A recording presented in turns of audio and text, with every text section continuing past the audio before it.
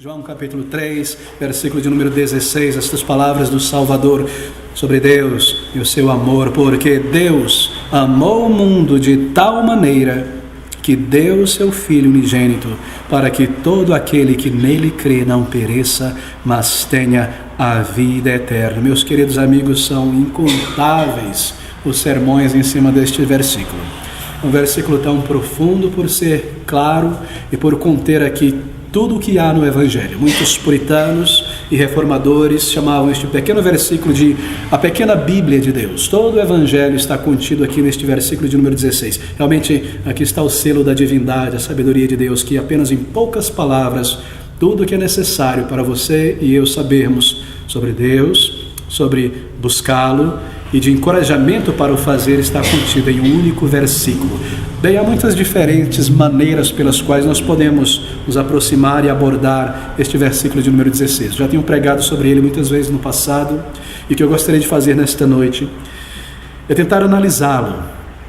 E o título desta mensagem é Analisando o Amor de Deus, porque é sobre o amor de Deus. Por exemplo, você pode, neste versículo, ao falar sobre o amor de Deus, esse é o tema, a essência, o conteúdo dessa declaração, que Deus tem amado o mundo de pessoas de uma maneira tão grande. Você pode, por exemplo, medir o amor de Deus. Você pode analisar, você pode estudar a anatomia da graça, da misericórdia de Deus aqui neste versículo. Ele nos oferece tantas possibilidades para conhecer a bondade e o amor de Deus. Você pode, por exemplo, por ele, medir a extensão tão grande do amor de Deus, a largura, assim por dizer, está aqui, porque Deus amou o mundo. Que amor tão grande, não é?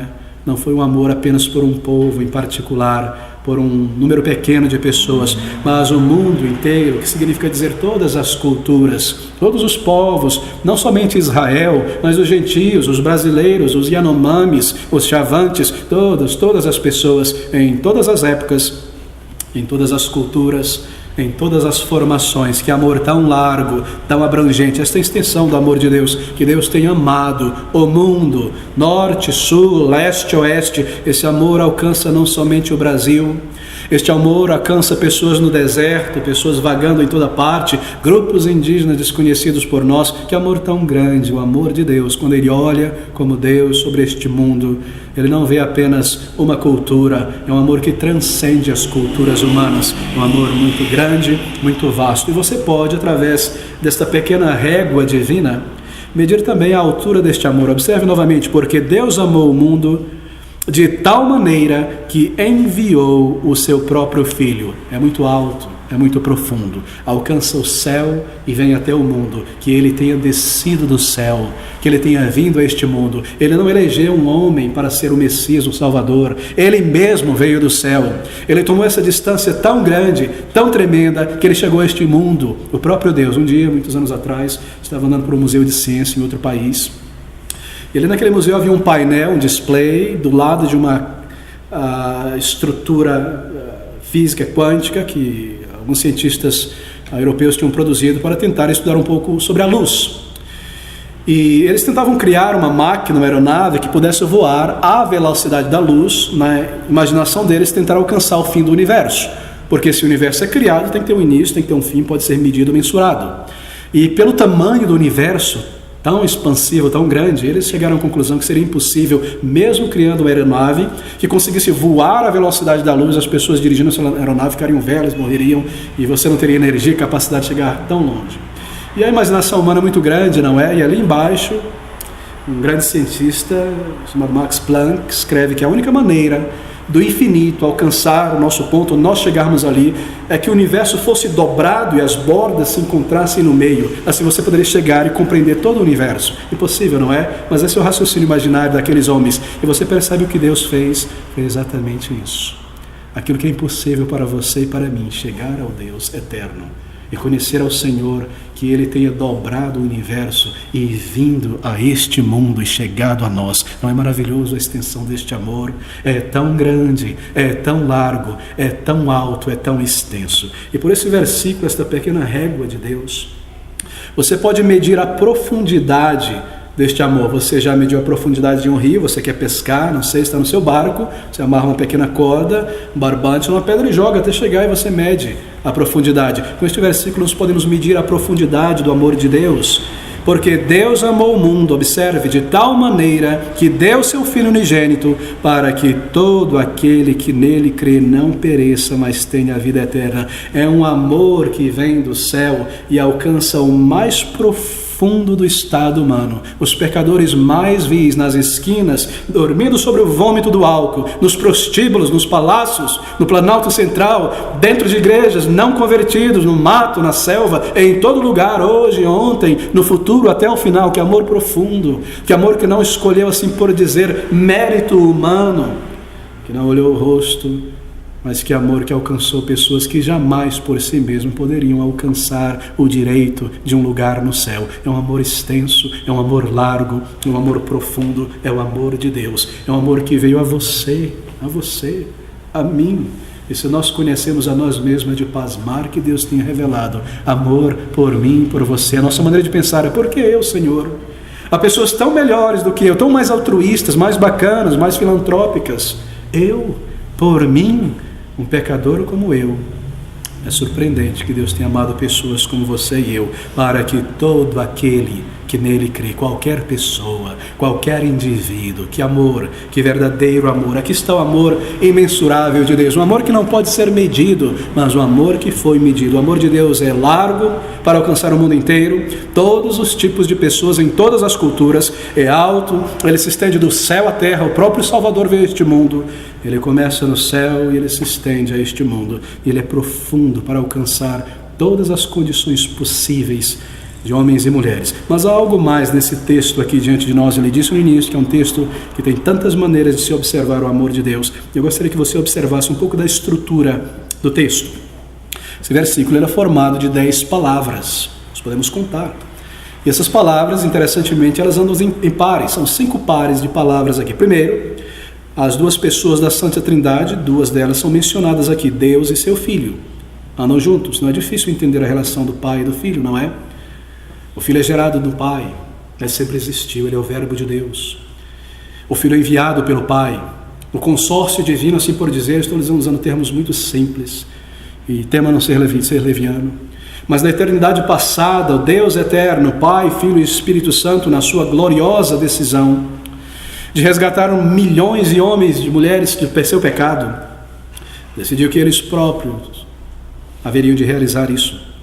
E que Deus deveria enviar o Filho ser enviado do Pai, e o Filho enviar o Espírito Santo. E aqui nós temos Deus e o Filho andando juntos. Segundo, um outro par de palavras, amou e entregou, deu, 2 coisas que Deus fez. Deus amou e Deus fez algo. Terceiro, o mundo e aquele. Você percebe os contrastes aqui, as comparações? Deus e seu Filho, amou e deu o mundo e aquele. 2 lugares para onde Deus enviou o seu Filho amado. O mundo como um lugar geral, e para, neste mundo, pessoas específicas, todo aquele que nele crer. Quarto, creia e tenha. O Espírito de Deus é maravilhoso, não é? Ele coloca as coisas de uma maneira tão clara e perfeita. Tem a ver com a obra de Deus na vida de pessoas. Pessoas que creem no Senhor Jesus Cristo e o recebem como seu Salvador pessoal, têm a vida eterna, recebem o perdão de seus pecados. Quinto, pereça e vida eterna. 2 contrastes: pereça, condenação, inferno, vida eterna, perdão, paz, vida para além do túmulo. Bem, deixe-me considerar esses pares de palavras, porque eles são muito gráficos aqui. Observe este versículo novamente. Se você estiver cansado, peça para alguém te beliscar, mas esteja atento, meu querido amigo. Faça como minha avó me ensinou, me perdoe ser pessoal aqui. Ouça o Evangelho com um dedo no ouvido, para que o Evangelho não saia para o outro lado.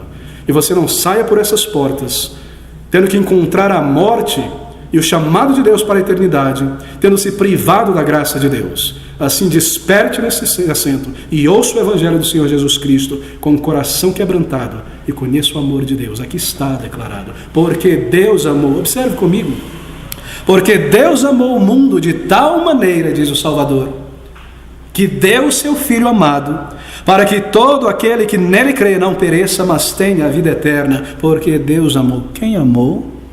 Quem amou? Deus. Porque Deus amou. Amor, amigos, é um dos atributos de Deus. Porque Deus é amor, Deus ama. Isso nos ensina algo sobre Deus, não é verdade? Que Deus, Ele não é uma energia, uma fumaça, e você precisa unir e fundir a tua energia com a energia de Deus. Não, Deus possui sentimentos. Deus é real, Ele é pessoal, Ele ama. Ele demonstra amor, Ele possui atributos, e um deles é o seu grande, grande amor. Porque Deus amou, por quê? Porque Deus é amor. João, esse mesmo apóstolo, lá em sua primeira carta, ele diz assim: nisto está o amor, ou nisto está uma definição do que é amor, que Deus nos tenha amado, sendo nós pecadores. Porque Deus amou? Porque Ele é amor. Não porque Ele viu algo de belo em nós, não porque Ele olhou do céu e sorriu sobre nós, não porque Ele viu alguma flor de beleza em nosso caráter, em nosso coração. Não havia nada de amável em nós para atrair os olhos e a atenção de Deus. Se Deus amou, se Ele amou objetos como nós, pessoas como nós, é porque a fonte, a raiz deste amor está nele próprio. Porque Deus é amor. Porque Deus amou, diz João. O amor de Deus não é como o nosso, meus amigos. Como é o amor de Deus? Você já pensou sobre isso? Como é o amor de Deus? O amor de Deus não é como o seu amor ou o meu amor. Porque muitas vezes o nosso amor é baseado em interesse, não é verdade? Aquilo que eu posso receber, extrair. O nosso amor, ele é frágil, ele precisa ser regado continuamente. Se você deixa o amor nos relacionamentos humanos muito tempo sem atenção, vai amarelando como as folhas da planta, vai se curvando, vai se enfraquecendo. É frágil, pode ser alterado, não dura para sempre, porque pode se apagar, ainda embora pode ser reaceso novamente. O amor nos relacionamentos. Em que lugar nos relacionamentos humanos nós poderíamos encontrar uma boa definição de amor? Talvez você pense sobre a literatura humana. Amor, dificilmente você encontra uma boa expressão do que seja o amor nas novelas, não é? Quão egoísta, quão estranho é a definição de amor nas novelas. Imperfeição completa. Bem, vamos pensar sobre algo mais elevado, mais sofisticado, mais belo, mais puro. O amor entre familiares, pais e filhos, é um amor muito belo.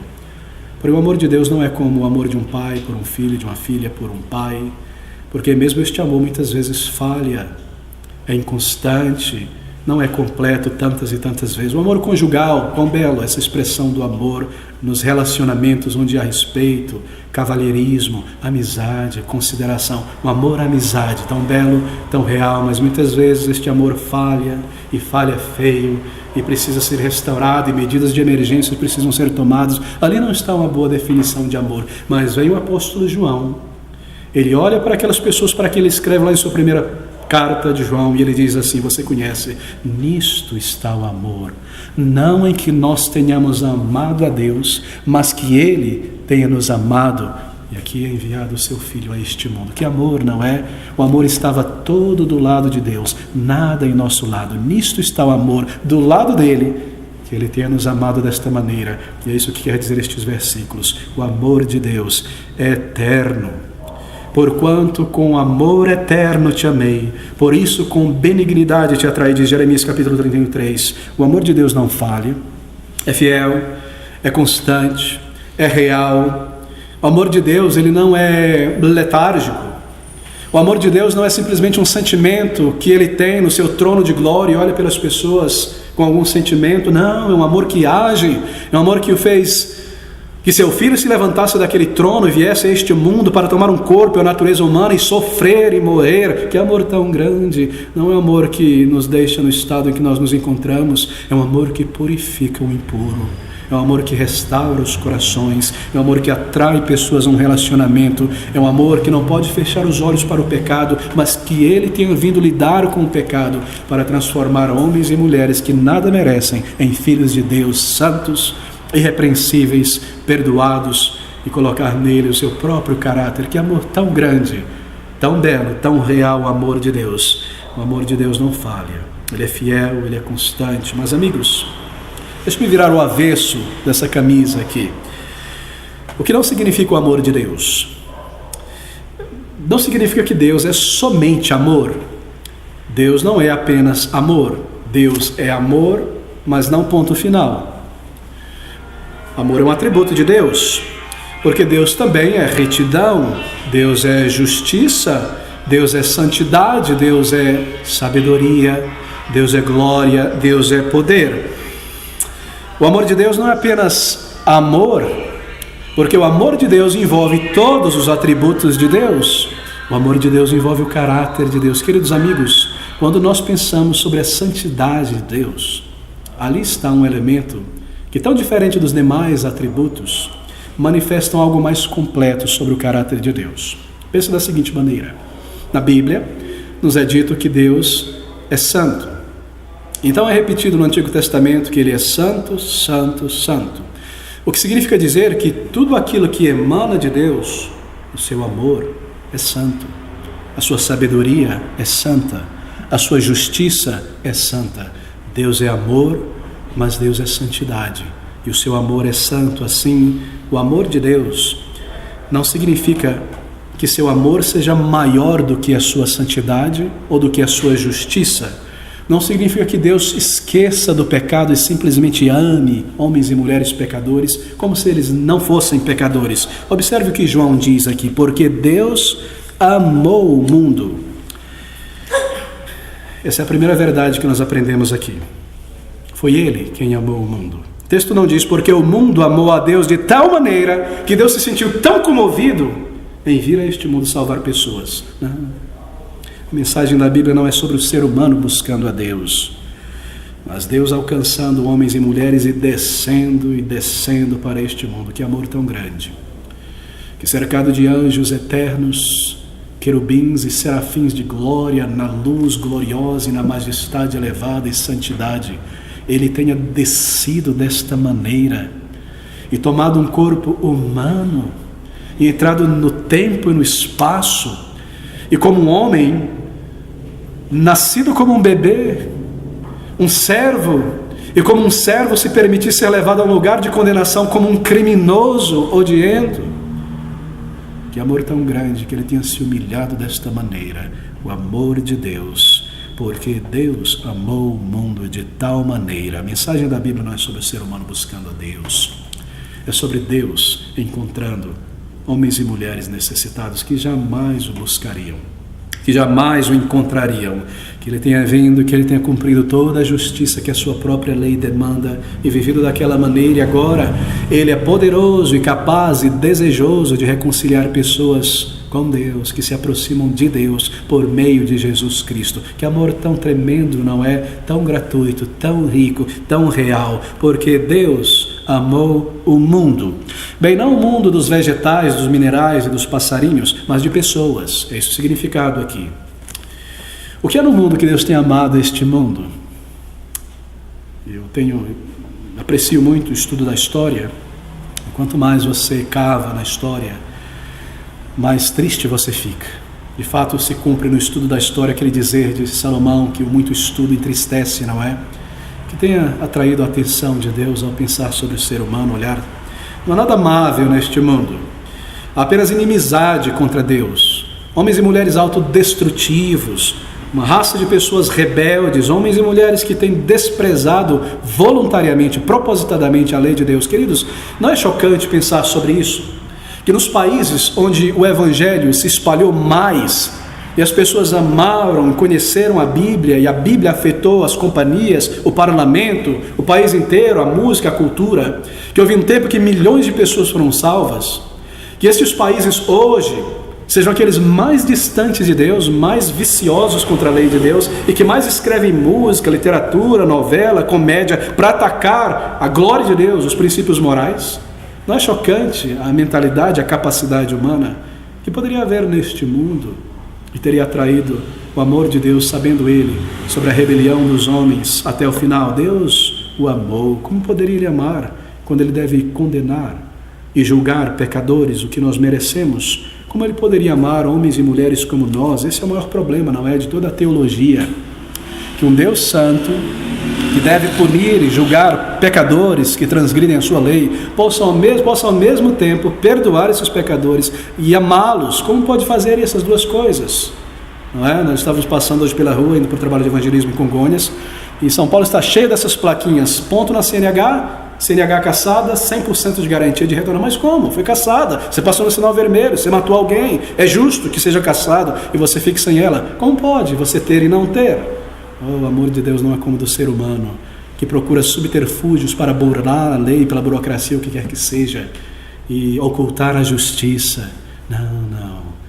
Ele fez dessa maneira, que Ele mesmo tenha vindo a este mundo, que Ele tenha tomado um corpo e uma natureza humana e se tornado um ser humano para Ele próprio levar sobre si mesmo toda a culpa e todo o julgamento e toda a justiça que a sua própria lei demanda, e sofrido naquela cruz no lugar de pecadores, que Ele tenha sofrido a pena da lei, a justiça da lei, para que pecadores como eu e como você tenham liberdade da lei cumprida em Cristo Jesus. Foi assim que Ele resolveu, foi desta maneira.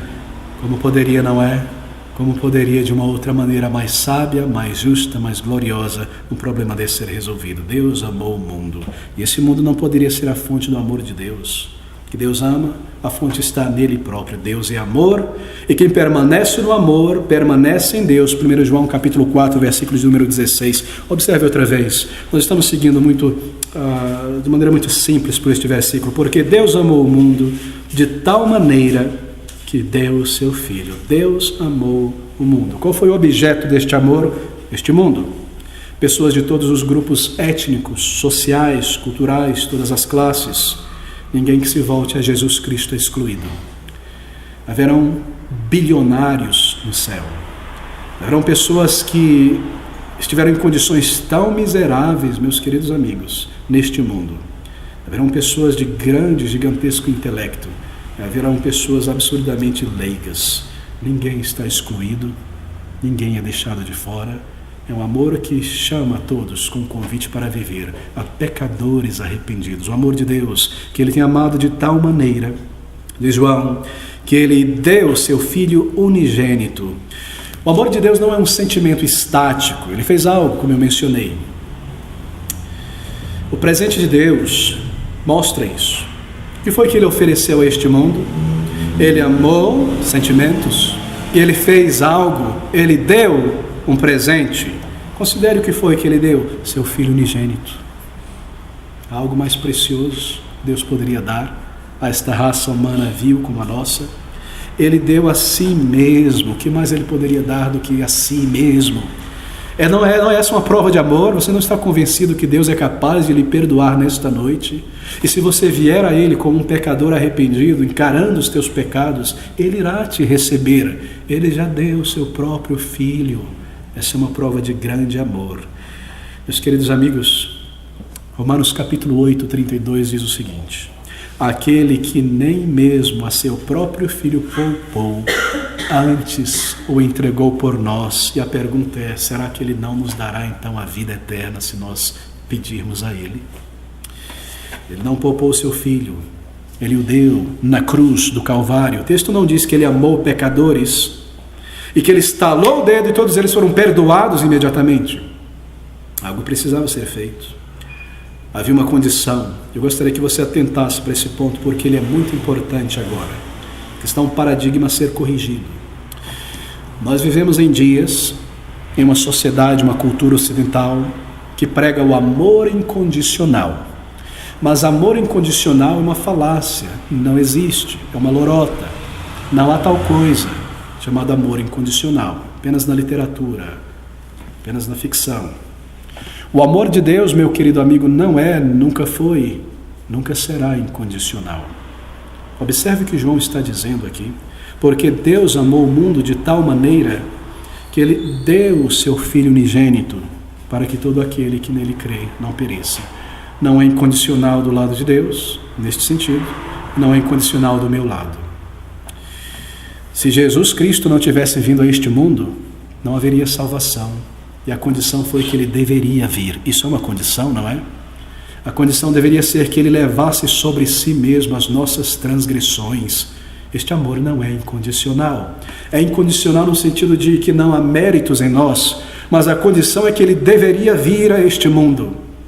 E ele veio, e ele deveria viver uma vida perfeita sob a lei de Deus, sem jamais pecar e cumprir toda a justiça de Deus, para poder assim ser o representante de homens e mulheres como você e eu nesta noite. Essa é a grande condição do amor de Deus. E ele cumpriu a condição, e ele veio a este mundo, e ele não poupou o seu próprio filho, porque Deus amou o mundo de tal maneira que deu o seu Filho unigênito. A grandeza desse presente é um amor que não pode ser medido, mas que foi medido. Filho unigênito. Que ele, o Filho de Deus, desde a eternidade passada, membro da Santa Trindade, Deus eterno, igual ao Pai e igual ao Espírito Santo, deveria vir a este mundo e se propôs vir a este mundo. Queridos, nós estamos falando sobre um lugar apenas, o Monte Calvário, a cruz do Senhor Jesus Cristo. O maior evento em toda a história humana, em todas as narrativas da história humana, enviado a este mundo. Veio para morrer, nasceu para morrer, sabia que iria morrer, uma vida perfeita, uma vida sem pecado, enviado à cruz voluntariamente para morrer. Nele a vida a todo aquele que busca, na sua morte a vida para o pecador, em sua vida perfeita há mérito suficiente para todo aquele que crer. Em caso de que você comece a achar injusto Cristo tenha que sofrer daquela maneira, o justo pelos injustos, e que ele tenha tido de morrer por nenhum pecado seu e ser traído e desprezado e ridicularizado daquela maneira, e que você acha injusto que o Pai tenha feito isso, enviado o seu Filho para uma morte cruciante como aquela. Bem, lembre-se que é o próprio Filho quem está falando aqui no versículo 16, que o seu Pai o tem enviado e que ele tenha vindo voluntariamente. Um dia ele disse: ninguém toma de mim a minha vida, eu a dou voluntariamente para tomá-la de volta. Foi ele quem veio, foi ele quem quis, e o Pai quis, e o Espírito quis. Este é o amor de Cristo, este é o amor do Pai, este é o amor do Espírito Santo. Quem são essas pessoas? Porque ele morreu, porque Deus amou o mundo de tal maneira que enviou o seu Filho unigênito. Observe o que ele diz: para que todo aquele que nele crê não pereça, mas tenha a vida eterna. Lá em Romanos 5,8, nós temos outra maneira de expressar esta verdade. Mas Deus, diz Paulo, prova o seu amor para conosco, em que Cristo morreu por nós, sendo nós ainda pecadores. Ele enviou o seu Filho amado. Não é gráfico esta verdade? Não uma colônia maravilhosa de homens e mulheres altruístas e fantásticos. Pecadores. Homens rebeldes, malignos, inimigos de Deus, sem um merecimento em nós, sem nada que nos atraísse nos olhos dele, sendo um inimigo de Deus. Ah, diz Paulo, vós que no outro tempo erais estranhos, inimigos no entendimento pelas vossas obras más. Foi para pessoas como nós assim que ele enviou o seu Filho amado. Porque Deus amou o mundo de tal maneira que enviou Deus, seu Filho unigênito, para que todo aquele que nele crê não pereça, mas tenha a vida eterna. Todo aquele que nele crê não pereça, mas tenha a vida eterna. Querido amigo, deixe-me usar essa ilustração que já usei aqui uma vez. Talvez a ficha caia em nossos corações. Deus enviou o seu Filho a essa raça humana, a você e a mim. Uma coisa é você ter um filho querido, uma filha querida que você forma, educa, gasta muitos anos de preocupação e suor e ansiedade, dinheiro para criar e formar. E este filho vem a você um dia e diz: pai, mãe, eu sou agora um médico formado, militar, e pai, mãe, eu vou dedicar a minha vida àquele povo, àquela nação, lá naquele país, como um médico. E você tem que despedir o seu filho, a sua filha, sabendo que muito provavelmente ele será maltratado e perseguido e talvez assassinado e decapitado em um país que odeia o teu Senhor e o teu Deus. Você percebe a figura?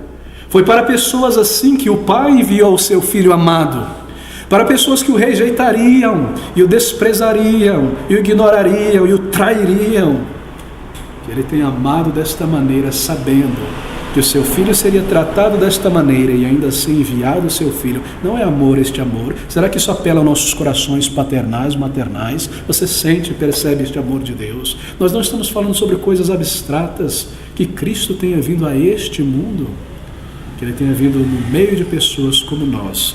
Esse é um amor tão grande, para que todo aquele que nele crer, qualquer pessoa, pessoas de todas as condições, os piores pecadores, os melhores pecadores, por você, por mim, por pessoas de todos os tipos. Meu querido amigo, eu repito tanto isso, não é?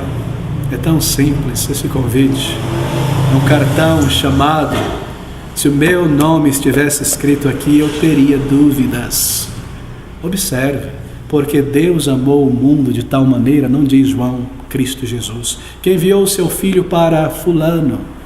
Se o meu nome estivesse escrito aqui, eu duvidaria, porque eu sei que há tantas pessoas no passado que tiveram o meu nome, eu diria a mim, então foi por aquele primeiro Abner lá no passado, não foi por mim. Mas quando meu nome não está escrito aqui, eu me enquadro nessa categoria de pecadores, eu sei que ele veio por mim, um pecador, se eu buscar, e se eu me aproximar dele como um pecador. Não é maravilhoso este chamado? Você não precisa duvidar, ele chama você, é dirigido a você, é dirigido a mim. Porque Deus amou o mundo de tal maneira que enviou o seu Filho unigênito para que todo aquele que nele crer, qualquer pessoa pecadora está incluída aqui. Um menino, uma criança está incluído aqui. Uma menina, um adolescente, um jovem, um ancião, o mundo inteiro, pessoas em todas as épocas, você não precisa dizer a si mesmo, quando eu chegar a certa idade eu vou buscar com seriedade o Salvador. Há certas coisas para a minha idade que eu não posso fazer, talvez o Evangelho não seja para mim agora. Não, meu querido amigo, não, meu querido amigo, você pode vir agora ao Salvador. Ele te chama, se você ouve e compreende, se Ele fala ao teu coração, você pode buscar um lugar tranquilo e orar ao Senhor Jesus, e Ele te responderá. Ele te receberá, o amor tão grande do Salvador. Qualquer pecador, qualquer adolescente, qualquer idoso, no final da minha jornada, no último minuto, enquanto eu estou aqui, talvez eu tenha vagado longe de meu Deus, e eu tenho feito coisas que seriam chocantes se as pessoas soubessem. Esse é um convite também para você, para todo aquele que nele crer, qualquer pessoa, todos os hipócritas, todos os imorais, todos os cínicos, todas as pessoas, todo pecador, qualquer pecador está incluído aqui. Se os anos passaram e você já está cansado, sobrecarregado de teu pecado, esse é um convite para você. Se você tem uma fé tão pequena, este é um convite para você. Se você tem dúvidas inúmeras se Ele irá te salvar, você também está incluído aqui. Se você imagina que não sente a tua necessidade o suficiente para vir a Cristo para ser perdoado, Ele te chama também. Se você está com o coração tão quebrantado, porque o teu coração não se quebranta de vez diante de Deus, Ele chama você também. Se você sente um coração pesado de pecado, uma natureza suja, e você não consegue ir a Deus porque Ele é luz e santidade, Ele chama você. Você pode cair aos pés deles, em oração e em arrependimento. Não importa, qualquer um que nele crê, não importa quão imundo, quão pervertido, não importa quão distante, quantas vezes você tem ignorado a voz do Senhor e o chamado, para que todo aquele que nele crer, creia, e Ele te salvará. Creia e você provará que Ele é Deus, e que Ele é verdadeiro, que essa palavra de Deus é verdadeira, para que todo aquele que nele crê. É necessário crer, amigo. É necessário crer.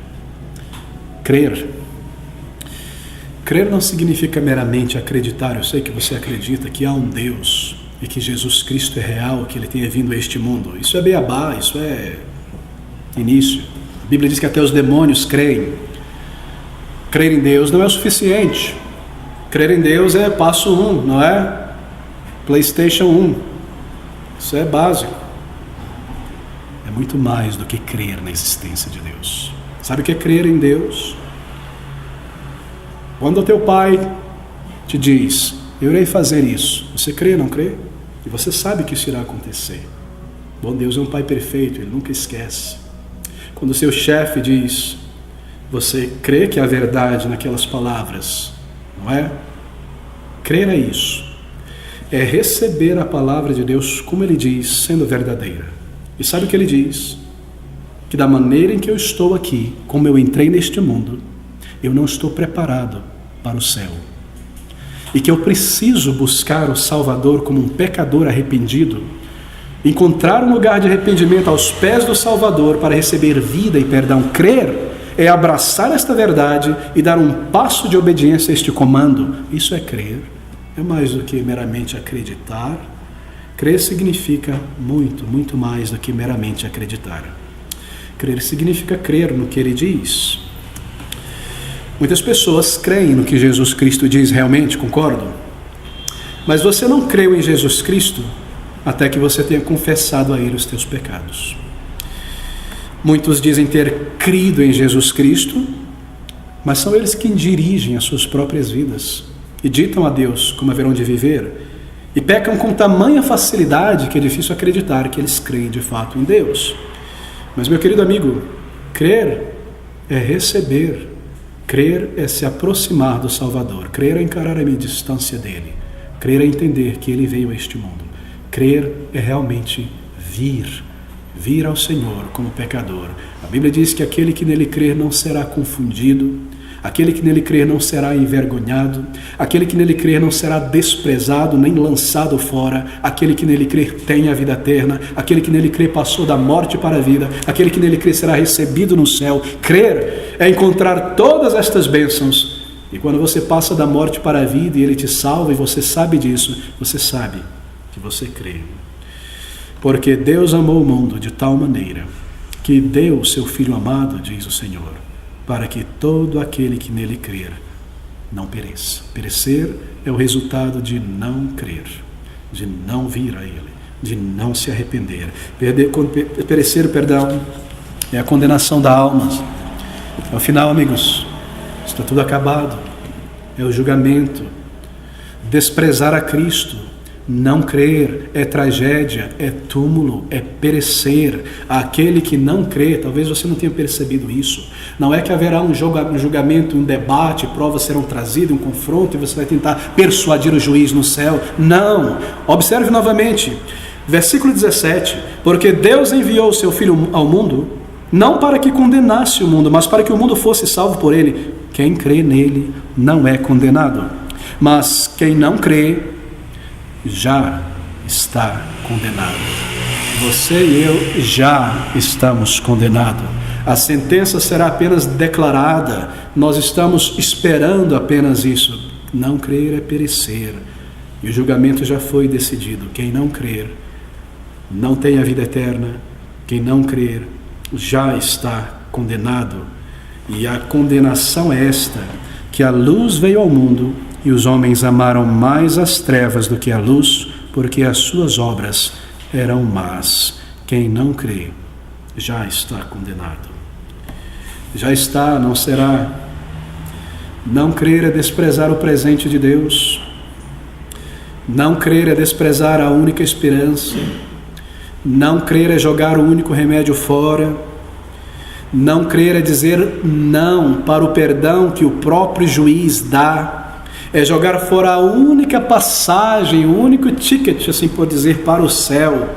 Não crer é desprezar o Salvador. Sabe o que significa? Significa que a única maneira, a única porta de entrar no céu, eu perco, eu me privo dela. É um versículo que traz grande perplexidade a muitas pessoas, que fala sobre a blasfêmia contra o Espírito Santo. Deixa eu tentar comparar essas duas coisas, para que isso torne bem claro. Nos é dito ali, sobre a blasfêmia do Espírito Santo, que tal pessoa que o fizer jamais será perdoado. Aquele que pecar ou disser tais coisas contra o Filho será perdoado, mas quem o fizer contra o Espírito Santo jamais será perdoado. Eu não entrarei em detalhes, mas sabe o que isso significa? Significa que se o único remédio provido por Deus é desprezado, é lançado fora, E é o Espírito quem convence uma pessoa do seu pecado, da justiça de Deus em prover essa justiça no Salvador Jesus Cristo, justiça que eu não tenho, e do julgamento futuro. Se eu lanço fora o único remédio, que outro remédio me curará?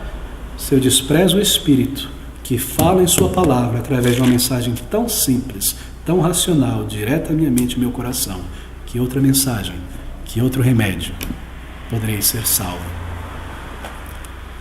Crer é isso, meu querido amigo. É receber o remédio que Deus fez.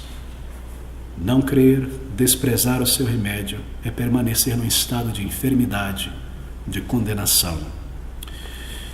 Deixe-me concluir aqui. Veja comigo esse versículo. Porque Deus amou o mundo de tal maneira que deu o seu Filho unigênito, para que todo aquele que nele crer não pereça, mas tenha a vida eterna. A extensão deste amor, a altura deste amor, a profundidade deste amor. Que amor tão grande, que amor tão real, tão rico, tão gratuito, tão presente. O que mais pode ser feito? O que mais pode ser dito? Que prova maior pode ser dada? Você virá, você abraçará este amor em arrependimento, em fé, e conhecerá o amor e o poder de Deus, meu querido amigo. Você está incluído aqui. Se você se aproximar dele, você saberá que ele te amou e que ele morreu também por você. Vamos orar juntos.